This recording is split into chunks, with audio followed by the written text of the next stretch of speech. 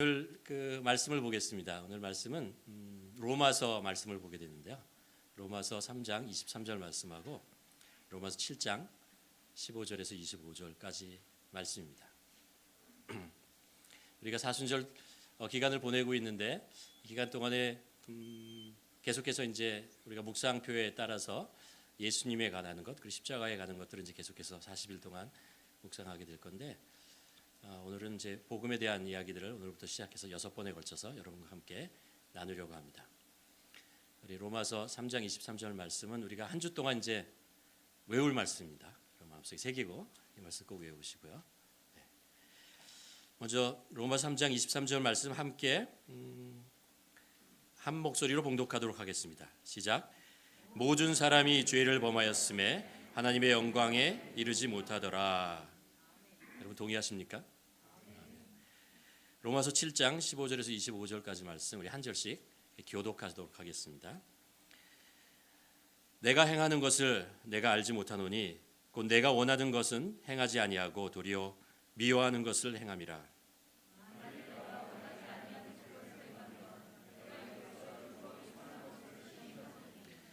이제는 그것을 행하는 자가 내가 아니요 내 속에 거하는 죄니라.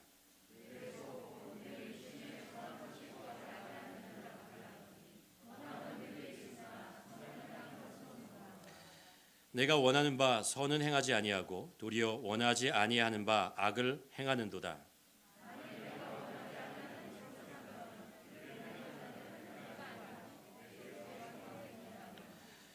그러므로 내가 한 법을 깨달았노니 곧 선을 행하기 원하는 나에게 악이 함께 있는 것이로다.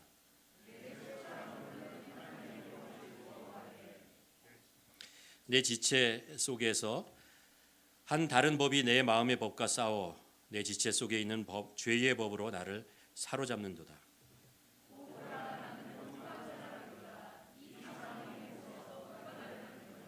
함께 읽겠습니다. 우리 주 예수 그리스도로 말미암아 하나님께 감사하리로다. 그런즉 내 자신이 마음으로는 하나님의 법을 육신으로는 죄의 법을 섬기는도다. 아멘. 굉장히 내용이 좀 그렇죠? 좀 무거운, 가만히 읽고 있으면 이제 무거운 느낌이 들면서도 우리 인간 자신의 가지고 있는 내면을 들여다보고 있는, 솔직하게 끄집어내고 있는 그런 말씀입니다.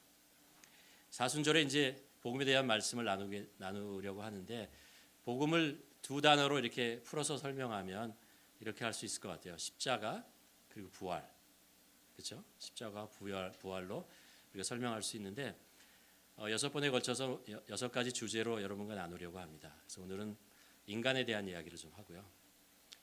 다음 주에는 하나님, 그리고 예수 그리스도, 믿음, 구원, 구원의 확신, 이렇게 부활절까지 6번에 걸쳐서 말씀을 나누려고 합니다. 제가 이렇게 말씀을 이제 나누는 것은 여러분 우리가 이제 구원이라고 하는 것 있잖아요. 그런 것들을 우리가 들었으니까 여기에 있는 거 아니에요? 믿었으니까 여기 있는 것 아니에요? 그렇죠? 우리가 이 사순절 기간 동안에 그것을 다시 한번 이렇게 쭉 정리하는 시간을 갖고 혹시 그것이 흔들린다면 다시 구원에 대한 확신을 갖기를 원하고 혹시 믿음을 갖지 않으신 분이 있다면 이 기회를 통해서 믿음을 갖기를 소원합니다.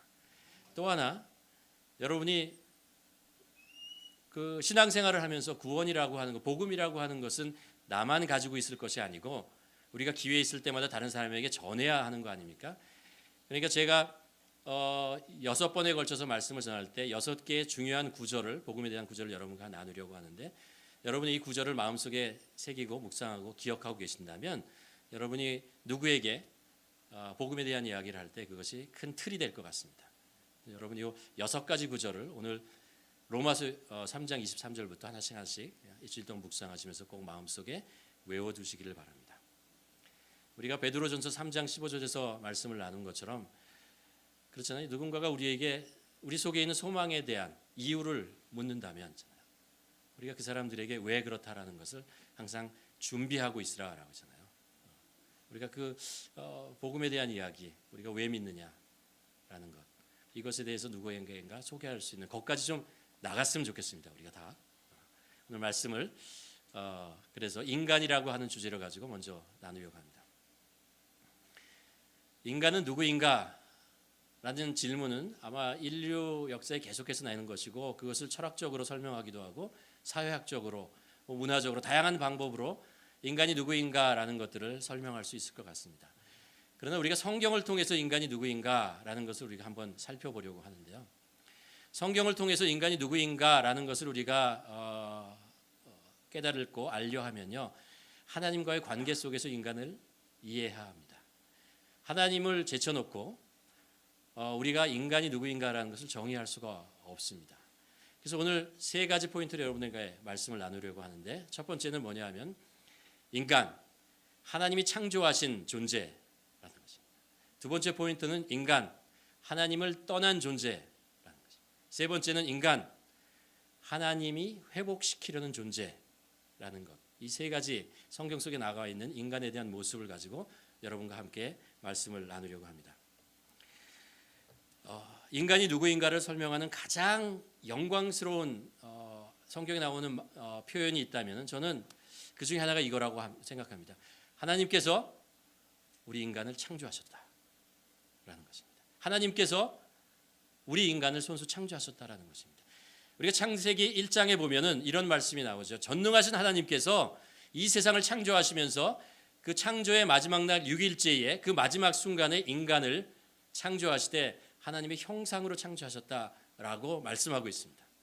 창세기 2장에 가면 사랑의 하나님께서 하나님의 그 동산에서 에덴 동산에서 인간을 손수 이렇게 빚으시고 만드셨다라고 만드시되 하나님의 생기를 불어넣으시고 생명이 되게 하셨다라는 말씀을 하고 있는 것을 봅니다. 창세기 2장 7절에 보면 이런 말씀이 나오죠. 여호와 하나님이 흙으로 사람을 지으시고 생기를 그 코에 불어넣으시니 사람이 생명이 되었다라고 얘기합니다. 인간이 왜 소중하냐라는 것은 이 두 가지에서 우리가 분명히 확실하게 알 수 있습니다. 우리는 하나님의 형상으로 창조된 존재이고 그리고 하나님의 생기를 불어넣음으로 생명이 된 존재다라는 것입니다. 하나님의 형상으로 창조되었다는 것은 우리가 여러 번에 걸쳐서 여러분과 나누었죠. 하나님의 형상으로 창조된 우리 존재 속에 하나님의 능력이 있고 하나님의 성품이 있고 또 하나님과의 특별한 관계가 있다라는 것을 여러분과 나누었습니다. 오늘은 창세기 2장 7절에 이제 하나님의 그 인간에 대한 표현을 보면서 흙으로 인간을 만들었다라는 말씀을 좀 묵상하면서 여러분과 함께 살펴보려고 하는데요. 하나님께서 인간을 만드시되 흙으로 만들었다라고 성경에서 기록하고 있습니다. 여러분 흙이라는 것은 어떻게 가장 보편적인 거 아니에요? 가장 흔한 거죠. 어디서나 볼 수 있는 것입니다. 그리고 별로 비싸지지 않아요. 다이아몬드나 금이나 뭐 이런 그런 아주 그 값진 그런 보석이 아닙니다. 그러니까 하나님께서 인간을 만드실 때 가장 보편적이고 어디서나 알 수 있는 그런 찾을 수 있는 그 흙으로 만들었다라는 표현을 하고 있습니다. 그러나 이 평범한 흙이 생명의 씨앗이 떨어지고 그 위에 그것이 그 흙이 그것을 품었을 때 그곳에서 생명을 낳고 열매를 맺는 생명의 열매를 맺는 것을 우리가 알 수 있죠. 하나님께서 우리를 흙으로 창조하셨다라는 그 말 속에는 우리는 생명을 품고 생명을 자라게 하고 생명의 열매를 맺는 존재로 하나님께서 만드셨다라는 뜻을 그 안에 가지고 있다고 저는 생각합니다. 이 흙에는 한 줌의 흙에는 한 60조의 미생물이 있다고 합니다. 그 미생물이 있기 때문에 그 속에 그 씨가 떨어지면 그것을 통해서 이 씨가 자라나는 거죠. 그리고 열매를 맺게 되는 것이죠. 그렇기 때문에 흙으로 지음받은 인간은 생명을 품는 것이고 생명을 자라게 하고 생명을 재창조하는 그런 의미로 하나님께서 인간을 창조하셨다라는 것입니다. 인간이 특별하다는 것은 그런 의미를 가지고 있는 것이죠. 하나님께서 인간을 창조하시고 생육하고 번성하라고 했잖아요. 이 의미가 인간이 하나님이 창조하신 그 모든 것을 이용해서 인간의 숫자를 늘리고 인간의 크기를 넓히라는 그런 의미가 아니고 하나님께서는 창조하신 모든 세계를 번성하기 위해서 인간으로 하여금 그 생명을 품고 생명을 자라게 하고 인간에게 주신 그 지혜와 수고와 능력을 가지고 새로운 생명들을 보존하고 번성케 하라라는 하나님의 뜻이 담겨 있는 것입니다. 그래서 하나님이 인간을 창조하신 것에는 피, 생명이라는 것이 관계돼요. 하나님께서는 피 흘리는 것을 좋아하지 않습니다. 살인하지 말라라고 했잖아요. 피를 먹지 말라라고 얘기하죠. 죽은 시체를 만지면 부정하다고 얘기를 합니다. 왜냐하면 피는 생명이기 때문에 그렇습니다. 하나님은 생명을 소중히 여기는 그런 분이고 우리 인간 역시 생명을 소중히 여기는 존재로 살라라는 것이죠. 그런데 이제 창세기 2장 17절에 보면요, 하나님께서 인간만 흙으로 창조하지 않았다는 것을 알 수 있어요. 거기에 보면은 온갖 짐승들과 날아다니는 새들도 모두 흙으로 만들었다라고 그렇게 표현하고 있습니다. 그런데 그렇다면 인간이 특별한 이유는 무엇이냐 하면 오늘 창세기 2장 7절에 나오는 것처럼 하나님이 인간을 흙으로 창조하시되 하나님의 생기를 불어넣으셨다는 거예요. 하나님의 영을 불어넣으셨다는 것입니다. 하나님의 특별한 무엇인가가 우리 인간을 생명이 되게 특별한 생명이 되게 하셨다, 생명이 되게 하셨다라는 것을 알 수 있는 것이죠. 하나님의 기운, 영이 함께할 때 우리는 특별한 존재가 됩니다. 그래서 그 생명을 품고 소중히 여기고 자기의 생명뿐만 아니라 다른 사람의 생명도 소중히 여기는 존재가 되어가는 것입니다. 두 번째로, 그럼 만일 인간이 하나님을 떠나면 어떻게 될까? 이것은 가정이 아닙니다. 사실 우리는 성경을 통해서 우리의 삶을 통해서 역사를 통해서 이것이 현실이라는 것을 알 수 있습니다. 인간이 하나님을 떠난 존재가 되어버렸다는 것이죠. 흙으로 창조된 우리 인간에게 하나님의 생명이 영이 왔는데 하나님의 생기가 왔는데 만일 이 하나님의 영이 떠나면 우리는 과연 어떤 존재가 되느냐? 어떻게 되는 거죠? 다시 흙으로 돌아가는 거죠. 다시 흙으로 돌아가는 존재가 되어버려요. 세상의 짐승과 같은 존재가 되는 것인데 인간은 그렇지 않은 것 같아요. 왜냐하면 우리가 그렇게 표현 중에 그러잖아요. 극악무도한 사람, 이런 사람들을 보고 뭐라 그러죠? 짐승만도 못한 존재다라는 거죠. 생명을 보존하고 생명을 사랑하고 생명을 넓혀 나가야 되는 존재가 하나님의 영이 떠나고 하나님의 기운이 떠나가면 생명을 괴롭히고 생명을 죽이는 존재가 되어버린다. 짐승만도 못한 존재가 되어버린다는 것입니다. 창세기를 쭉 읽어가면 1장, 2장, 3장, 4장의 마지막에 가면 아담과 하와가 아들을 낳았는데 셋이라는 아들을 낳게 됩니다. 여러분 기억하시죠? 그렇죠? 아담과 하와가 가인과 아벨을 낳았는데 가인이 아벨을 돌로 쳐서 죽여요. 하나님을 떠난 인간이 아담과 하와의 죄로 인해서 하나님을 떠나게 되잖아요. 그리고 그 아들이 나왔는데 가인이 아벨을 죽여요. 살인을 했다는 거예요. 생명을 죽였다는 거예요. 피를 흘렸다는 거예요. 여기서 하나님의 영이 떠날 때, 하나님을 떠날 때 인간의 모습이 어떻게 변해가는가를 여기서 알게 되는데 이게 성경을 읽다 보면요 굉장히 충격적인 장면이 됩니다.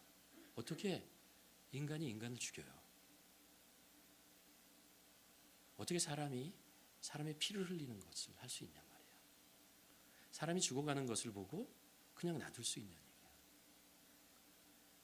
하나님의 영이 떠날 때 우리 인간이 어떻게 변해가는 것을 성경을 통해서 우리가 알 수 있습니다. 아담과 하와가 아들을 하나 더 낳았는데 셋이라는 아들을 낳습니다. 셋은 가인과 아벨처럼 하나님을 떠난 세상 속에서 살아가게 되고 셋이 인생을 살아가면서 아들을 하는데 에노스라는 아들을 낳는다고 그랬잖아요. 에노스라는 말의 뜻이 뭐라고요? 결국 흙이구나. 흙이다. 인간은 결국 흙이다. 라는 표현이에요. 하나님을 떠나서 살아가는 모습, 살아가는 우리 인간들의 모습, 자기의 인생을 보니까 결국 흙이로구나. 별거 아니로구나. 이렇게 되어버리는 거구나. 라는 것을 뼈저리게 느끼게 되는 것이죠. 창세기 3장 이후로부터 정말 많은 부분에서 하나님을 떠난 인간이 어떻게 살아가는가, 어떤 존재가 되는가라는 것을 계속해서 반복해서 우리들에게 보여주고 있는 것이죠. 그 중에서 오늘은 로마서 7장을 통해서 사도 바울이 하나님을 떠난 인간의 모습이 어떤 건가를 또 다른 측면에서 보여주는 것을 볼 수 있어요. 우리 같이 15절의 말씀을 함께 봉독해 보도록 하겠습니다. 로마서 7장 15절 말씀입니다. 시작. 내가 행하는 것을 내가 알지 못하노니 곧 내가 원하는 것을 행하지 아니하고 도리어 미워하는 것을 행함이라. 하나님을 떠난 인간이 굉장히 모순이에요. 내가 원하는 것이 있는데 내 속에서 계속해서 바라는 것이 있어요. 뭐냐면 생명을 존중하고 생명을 사랑하고 생명으로 살아내는 것을 하고 싶은데 내가 미워하는 것을 해요. 생명을 괴롭히고 사랑하는 사람을 아프게 만들고 계속해서 이런 일들을 인간이 한다는 거예요. 내가 그렇게 하는 존재라는 것을 깨닫게 되는 것이죠. 평화를 외치고 자연을 사랑한다고 하고 자신의 평안과 그렇지만 자신의 평안과 안정과 이익을 위해서는 조금 전에 얘기했던 그 사랑과 생명과 이런 것들은 그냥 옆으로 놓고요. 생명을 해치고 자연을 파괴하는 일을 서슴지 않고 하는 것이 인간이라는 것입니다. 우리가 요즘 그 팬데믹, 이 코로나 바이러스를 이렇게 2년 동안 이렇게 겪으면서 이런 질문을 하잖아요. 왜 요즘 들어서 이렇게 그 전염병들이 자주 발생하느냐라는 거죠. 그 주기가 전염병은 뭐 옛날부터 있었습니다. 근데 그 주기가 점점 짧아지고 있잖아요. 거의 이제는 3년, 2, 3년에 한 번씩 이렇게 반복돼서 나타나는 그런 거 아닌가라는 생각을 하는데 이거를 두고 이제 생태학자 전문가가 이렇게 얘기를 합니다. 그 이유는 이렇다는 거예요. 원래 우리가 지금 겪고 있는 이 코로나 바이러스나 이런 것은 인간에게 유행하고 오는 그런 바이러스가 아닌 것입니다. 이 바이러스는 뭐냐 하면은 인간과 접촉할 수 없는 동물들, 생물들 주위에서 돌아다니고 있던 이미 오래전부터 있던 그런 바이러스예요. 거기서 계속 자기네끼리 주고받으면서 그리고 이제 늘 있었어요. 바이러스는 사라지지 않잖아요. 그렇게 하고 있는데 인간과 인간을 위해서 만들어가고 있는 육축 그 동물들 있잖아요. 소나 돼지나 뭐 양과 닭 이런 것들 있잖아요. 그 인간들에게 접촉하고 있는 그게 범위가 점점 넓어지고 그 동물들이 많아지는 거예요. 그래서 지금 현재 세계에 있는 동물들 중에서 인간이 관리하고 있는 동물들이요 전체 동물의 99%가 되었다고 합니다. 99%가 됐어요. 그러니까 이 인간하고 접촉하지 않고 살고 있던 그 바이러스들이 1% 내에서 움직여야 되는 거예요. 그러니까 자기의 숙주를 잃어버리는 거예요. 내가 계속해서 내가 아니로구나 바이러스가 계속해서 움직여 돌아다니는데 이게 점점 범위가 줄어들고 그러니까 살아남고 생존하기 위해서 여태까지 자기가 숙주로 생각하지 않는 것에 점프해서 들어가는 것입니다. 변종이 돼서 점프해서 거기서 생존하는 법을 익혀 나가고 있다는 거예요. 그게 뭐 박쥐에서도 오고 뭐 여기저기서도 오고 그러면서 오면서 인간들에게 계속해서 오고 있다는 거예요. 인간이 계속해서 욕심을 부리면서 계속 우리의 그 욕심을 채워 나가잖아요. 그렇게 하면서 계속 자연을 파괴하게 되면은 이 팬데믹이라는 상황, 뭐 이런 그 바이러스나 이런 것들이 계속해서 빠른 주기로 우리에게 올 것이다라는 이야기를 하더라고요. 인간의 욕심이 불러내는 것이 어떤 것이냐라는 것이죠. 우리가 좋은 생각을 합니다. 그렇죠? 그러나 좋은 생각을 할 수 있다고 좋은 사람이라고 얘기하지 않잖아요. 우리가 생각하는 것, 우리가 말하는 것, 우리가 행동하는 것이 달라요. 우리가 뭐 정치인을 두고 욕을 하지만 사실은 우리도 마찬가지 아닙니까? 나 자신도 인간이 다 그렇게 살아가는 거 아니냐. 자신을 평가하는 것과 다른 사람을 평가하는 것이 잣대가 달라요. 이중잣대를 가지고 사람들은 살아갑니다. 다른 사람 눈에 있는 티는 볼 줄 알지만 자기 눈에 있는 들보는 자꾸 외면하려고 하는 것입니다. 평화를 위한다는 명분을 가지고 전쟁을 하지만 사실은 그것을 통해서 많은 사람들의 것을 빼앗고 죽이고 전쟁을 하는 것을 볼 수 있습니다. 욕심인지 아니면 열정일지 모르는 그런 에너지를 가지고 사람들이 살아갑니다. 남의 죄는 비난하지만 나의 죄는 어떻게 할 수 없어요.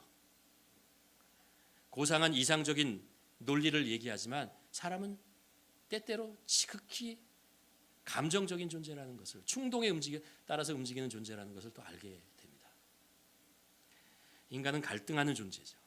사도 바울은 23장에 오늘 본문에서 이렇게 얘기합니다. 내 속에 내 지체 속에서 한 다른 법이 내 마음의 법과 싸워 내 지체 속에 있는 죄의 법으로 나를 사로잡는 것을 보는도다. 무슨 얘기예요? 내 안에 또 다른 내가 있다는 거예요. 내가 원하는 내가 있고 내가 원하지 않는 것을 하는 내가 있다라는 것입니다. 그 두 개의 내가 내 안에 속에서 계속 갈등하며 부딪히며 내가 원하는 것이 나를 지배했으면 좋겠는데 내가 원하는 것이 나를 지배하지 않고 내가 원하지 않는 것이 나를 지배하며 살아가고 있는 모습 속에 이 갈등하고 괴로워하는 그런 인생을 살아가고 있는 것이 인간이다라고 얘기합니다. 인간은 한계를 가지고 있는 거예요. 이 한계라고 하는 것이 뭐 슈퍼맨 같이 어떤 능력이 하늘을 날아가는 한계 뭐 이런 것을 못한다 이런 것이 아니고요. 선한 것을 생각하지만 선한 것을 행동으로 이뤄내지 못하는 한계, 능력의 한계를 얘기합니다. 악을 원하지 않지만 악을 자꾸 하게 되는 막을 수 없는 내 인간의 존재에 대한 능력의 한계를 얘기하는 것입니다. 사랑을 원하지만 진정한 사랑을 하지 못하고 사람들에게 상처를 자꾸 주고 있는 그런 인간의 한계를 얘기합니다. 생명을 중요하게 여기지만 생명을 괴롭히고 죽이는 일들을 인간이 하는 것, 생명을 보존할 능력이 없다는 것, 하나님의 법이 선하다는 것을 알지만 하나님의 법을 실천하지 못하는 인간의 능력. 우리가 요즘 모세오경을 읽어가고 있습니다. 거기 보면 하나님의 법에 대한 이야기가 쭉 나오잖아요. 십계명을 예를 들어서 이렇게 보면요, 십계명에 나오는 이야기를 가만히 읽다 보면 동의할 수밖에 없어요. 그렇죠. 우상을 섬기지 말아야 했고, 안식일을 지키고, 부모를 공경하고, 남의 것을 탐하지 말고, 그렇잖아요. 이거 쉽지 않아요? 이 내용들이 좀 어려운 걸 하라고 하나님께서 요구하나요? 그렇지 않아요. 근데 왜 인간이 이것을 지키지 못하느냐 말이에요. 이 타당한 것, 당연한 것, 누구나 받아들일 수 있는 내용들을 왜 인간은 지키지 못하느냐 말이에요. 왜 이것 때문에 갈등하고 이것 때문에 무너져 버리냐 말입니다. 사도 바울은 이런 인간의 존재, 인간의 한계를 보면서 24절에서 이렇게 얘기합니다. 오라, 나는 곤고한 사람이라다. 이 사망의 몸에서 누가 나를 건져내리려. 나는 공고한 자라다, 비참한 자라다 라고 얘기하는 것입니다. 하나님을 떠난 인간 누구냐, 이런 비참한 자라. 정말 우리 자신을 들여다보면 볼수록 우리 인간의 하고 있는 행동들과 인간이 만들어 놓는 그 화려한 것 속에 숨어 있는 그 많은 부정과 부패와 죄와 악과 이런 것들을 생각해 보면 저거 없앨 수 있을 것 같은데 왜 안 되는 거야 라고 생각하는데 막상 해보려고 하면 안 돼요. 부딪히는 거죠. 사도 바울은 이렇게 된 인간의 모습, 그 근본적인 원인을 뭐라고 하냐면 죄라는 것으로 표현합니다. 20절에 보면 만일 내가 원하지 아니하는 그것을 하면 이를 행하는 자는 내가 아니요 내 속에 거하는 뭐라고요? 죄라고 얘기를 합니다. 도대체 이 죄가 뭐길래 벗어나고 싶은데 벗어나지 못하는 인간의 능력의 한계 속에 자꾸 빠지면서 나는 공고한 자라다라고 한탄하게 탄식할 수밖에 없는가? 우리 복음에 대한 이야기를 하면서 여러 번과 나눴죠. 죄라고 하는 행위가 있고 죄라고 하는 상태가 있습니다. 죄라고 하는 행위라고 하는 것은 우리가 잘 알아요. 우상을 섬기는 것, 사람을 미워하고 시기하고 질투하고 살인하고 남의 것을 빼앗는 것, 정욕에 빠지는 것, 이런 것들 모든 것들은 죄입니다. 자신을 괴롭힐 뿐 아니라 사람들도 괴롭힙니다. 이것이 죄의 행위죠. 죄의 상태라고 하는 것은 내가 죄를 지을 수밖에 없는 상황 속의 상태 속에 내 본질이 죄를 지을 수밖에 없는 존재라는 것입니다. 그러니까 나는 죄인이라는 거죠. 죄를 지어서 죄인이 아니고 내가 본래 죄인이기 때문에 죄를 짓게 된다라고 성경은 얘기하고 있는 것입니다. 그래서 죄라고 하는 것을 성경에서 하타라고 얘기를 하는데 이게 활을 쏘는 거라고 얘기하잖아요. 활을 궁수가 관역을 저기다 두고 활을 이렇게 딱 쏘는 거죠. 맞춰야 되는데 못 맞춰요. 왜 못 맞힐까요? 궁수가 못 맞히는 이유는 두 가지죠. 하나는 맞추면 능력이 없어요. 능력이 없어서 그것을 맞힐 수가 없어요. 맞추려고 애를 써도 능력이 없어서 그 관역이 너무 멀거나 그렇죠. 그래서 맞추지 못하는 것입니다. 또 하나는 관역이 저쪽에 있는데 내가 보기에 저 관역보다 이쪽 관역이 더 좋아 보여요. 그래서 저기 관역이 있는데 이쪽을 향해서 봐요. 아니면 관역을 무엇이 정확한 내가 맞춰야 하는 관역인지 흐려서 보이지 않아요. 그래서 내 눈에 보이기에 좋은 것을 향해서 활을 쏘는 거예요. 그래서 관역을 맞추지 못해요. 이게 죄라고 얘기합니다. 하나님께서 이스라엘 백성에게 하나님의 법을 주었습니다. 그들에게 살아가는 법을 주었는데 능력이 안 돼요. 그 법을 지키지 못해요. 이방인들은 하나님의 법을 모르니까 자신이 좋은 것을 섬기고 자신이 원하는 것을 향해서 계속해서 활을 쏘고 하는데 정말로 원하는 것, 생명을 얻지를 못하고 살아가는 그런 모습을 보게 되는 거죠. 그게 괴로운 거예요. 죄를 지었다. 그것이 죄예요. 인간 중심이 겨냥해야 되는 그것이 있는데, 하나님이 있는데 그것을 향해서 나아가지 못하는 인간의 능력의 한계, 거기에 빠져 있는 것이죠. 아담과 하와 이후로 범죄한 후에 하나님과 단절되잖아요. 하나님과 단절되었어요. 그래서 태어나면서부터 우리는 하나님을 찾고 하나님을 향해서 나아가는 것을 잃어버린 거예요. 인간 중심적이고 하나님 중심적인 것을 잃어버리고 참 진리라는 것이 무엇인가 잃어버리는 것이죠. 그리고 눈에 보이는 것, 귀에 들리는 것, 마음이 끌려가는 것을 향해서 계속해서 살다가 보니 우리가 맞춰야 될 그 관역을 향해서 나아갈 수 있는 능력이 없다는 것을 깨닫게 되게 됩니다. 의를 행하고 싶고 선을 행하고 싶고 생명을 향해서 나아가고 싶은데 이게 안 되는 거예요. 모순과 갈등 속에 살면서 사도 바울처럼 오호라 나는 공고한 자로다 비찮은 자로다 라고 외칠 수밖에 없는 존재. 이것이 하나님을 떠난 인간의 상태를 얘기하고 있는 것입니다. 성경은 이걸 죄라고 얘기하는 것입니다. 이것이 우리가 이런 죄의 근본에 빠져 있기 때문에 죄의 행위라는 것이 우리들 안에서 계속해서 나타나고 있다는 것이죠. 그렇다면 왜 어떻게 하다가 인간은 하나님을 떠나게 되었는가라는 이야기는 우리가 창세기 3장에서 우리가 볼 수 있어요. 오늘 그 얘기를 다 할 수는 없지만 창세기 3장의 내용이 선악과에 대한 이야기죠.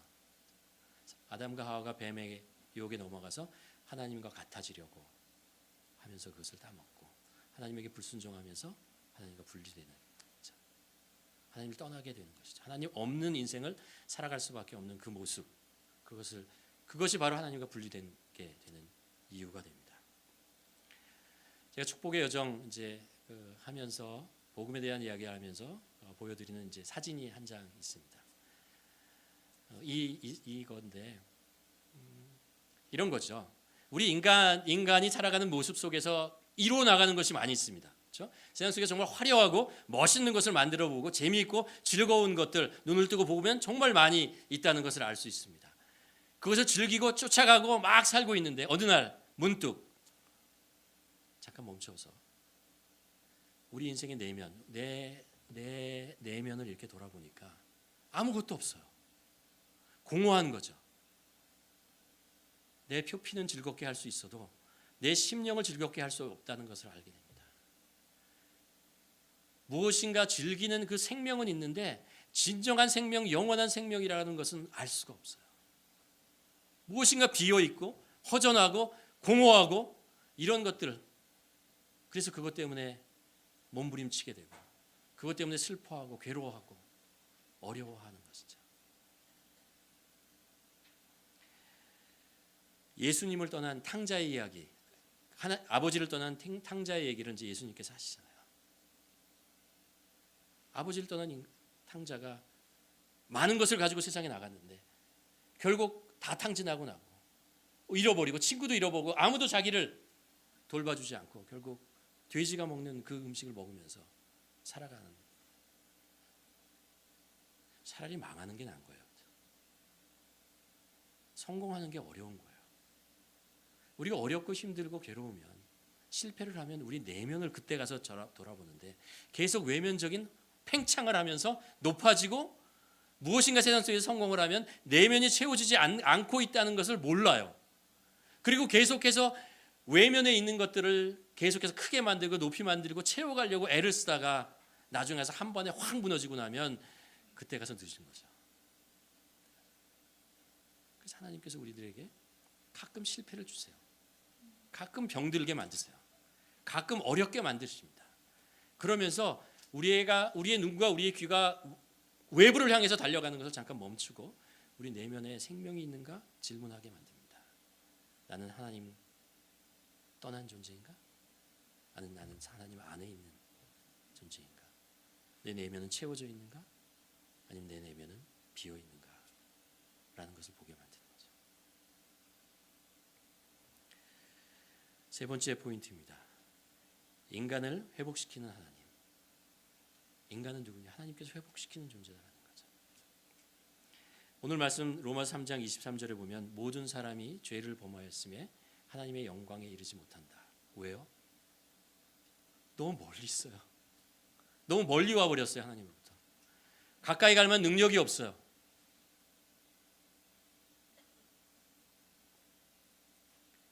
하나님의 영광에 가까이 갈 만한 자격이 없다는 것도 압니다. 우리가 사순절 지금을 보내면서 십자가, 우리는 우리의 능력과 우리의 자격과 나에 있는 위치로 봐서 하나님에게 가까이 갈 수 없다는 것을 압니다.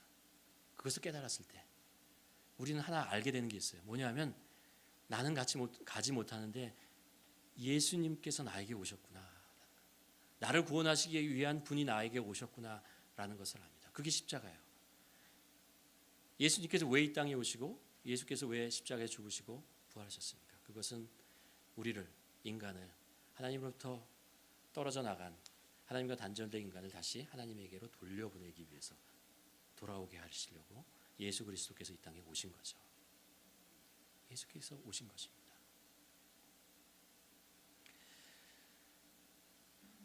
흙으로 만든 그러나 생명이 되었던 인간이 하나님으로부터 멀어지면서 그 생기를 잊어버리고 무의미한 흙으로 돌아가려는 인간을 다시 한번 그 안에 생기를 주고 생명으로 만드시기 위해서 예수님께서 이 땅에 오신 것입니다. 예수님께서 사마리아에 있는 여인을 찾아가는 것을 우리가 성경을 통해서 보잖아요. 이 여인은 목이 마르니까, 갈증이 나니까 매일 그 우물가에 나와서 물을 기르러 다닙니다. 근데 이게 조금만 지나면 또 목말라요. 그래서 다음날 또 와야 돼요. 그리고 조금 지나면 또 몇 시간 지나면 또 목마르고 자기가 가지고 있는 물이 다 소진됩니다. 그러면 다시 우물가에 나와요. 행복을 찾기 위해서 이 남자 결혼하고 저 남자 결혼하고 한 번, 두 번, 세 번, 네 번, 다섯 번 결혼했는데 행복하지 않아요. 그래서 다른 남자를 또 찾아가는 거죠. 그래도 행복하지 않아요. 무엇인가 신에게를 향해서 예배를 드리고 싶은데 내가 지금 하나님께 예배를 드리고 있는 것인지 아니면 우상에게 예배를 드리고 있는 건지 구별되지 않고 영적으로 만족감을 가질 수가 없어요. 세상을 살기 위해서 애쓰고 수고하고 있는데 그 안에 계속해서 열매를 맺지 못하는 생명이 죽어가고 있는 것 자신을 바라보면서 슬퍼지는 거죠. 예수님께서는 이런 사마리아 여인에게 찾아오신 것입니다. 아무도 가지 않고 유대의 남자로서 가기를 꺼려하는 그곳으로 예수님께서 가셔서 그 여인을 만나 주시는 것입니다. 그에게 진정한 목마르지 않는 생수가 무엇인지를 가르쳐 주기 위해서, 예수님 당신이 바로 생수라는 것을 알려주기 위해서, 참된 예배가 무엇인지, 그 영적인 그 참된 예배가 무엇인지를 가르쳐 주기 위해서 사마리아 여인에게 가는 거죠. 여러분, 사순절 기간 동안에 예수님께서 우리에게 오셨다라는 것을 기억해야 됩니다. 그런데 왜 오셨다고요? 이래서 온 거예요. 우리의 상태가 이렇기 때문에, 인간의 상태가 이렇기 때문에 오신 거죠.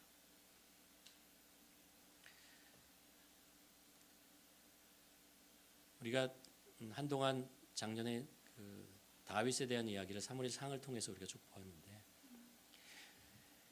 사무엘상을 읽어나가면 우리는 두 사람을 봅니다. 다윗이고 또 한 사람은 사울이에요.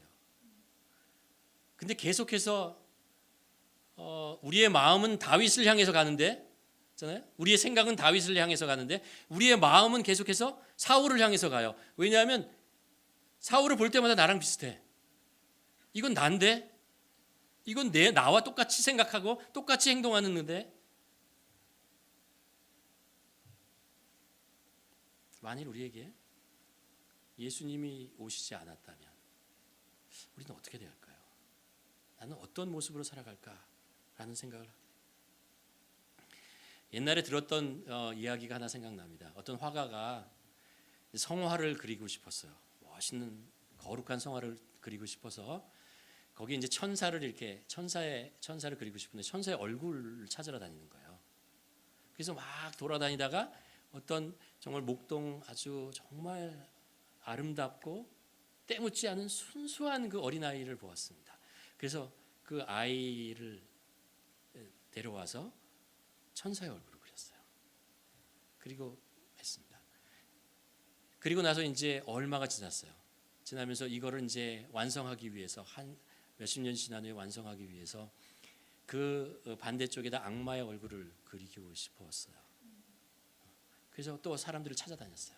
그러다가 정말 악마같이 생겼다 이런 사람 하나 찾았어요. 그래가지고 불러서 내가 이 그림을 보여주면서 이 천사의 얼굴과 악마의 얼굴을 그리고 싶어서 당신을 했는데 내가 돈을 얼마든지 줄 테니까.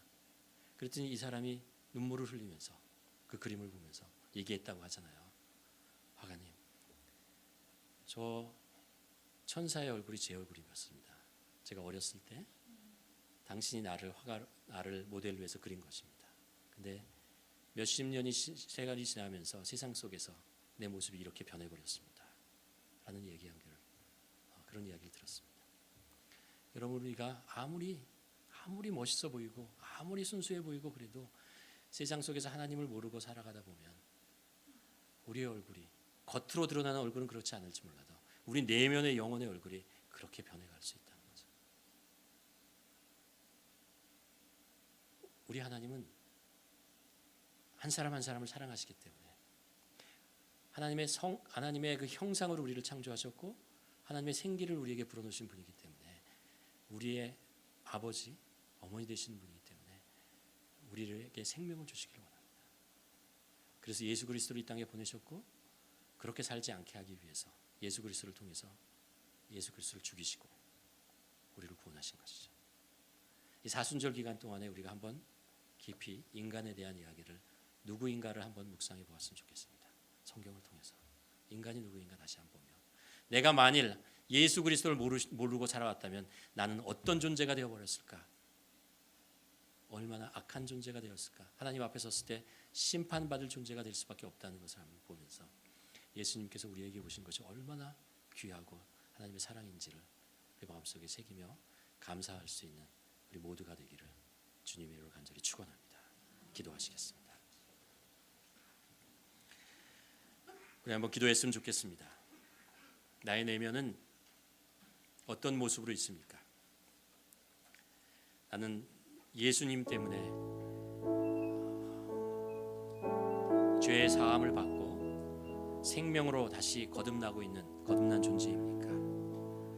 아니면 내 내면은 여전히 허전하고 비어있고 남에게 보여주고 싶지 않은 그런 악한 선하지 못한 것들로 채워져 있어서 오라 나는 공고한 자로다 라는 탄식 속에 있습니까? 여러분, 우리 자신을 돌아보면서 주님은 우리의 그 탄식 소리를 기쁨의 그 찬양으로 바꾸기 위해서 오신 분입니다. 우리의 아픔과 고통을 바꿔서 그곳에 치유와 회복을 이루기 위해서 오신 분입니다. 우리 이 시간에 예수 그리스도께서 우리들에게 그런 생명을 주시기 위해서 생수로 오셨다는 것을 우리가 알며 기도하며 아버지 주님, 내가 주님을 내 생명의 주인으로서 모시고 구원자로서 모시고 살아가는 시간 되게 하여 주시옵시고 우리가 그런 하나님이신 것을 우리가 기쁨으로 고백하며 사는 인생 되게 하여 주시옵소서. 함께 기도하시겠습니다.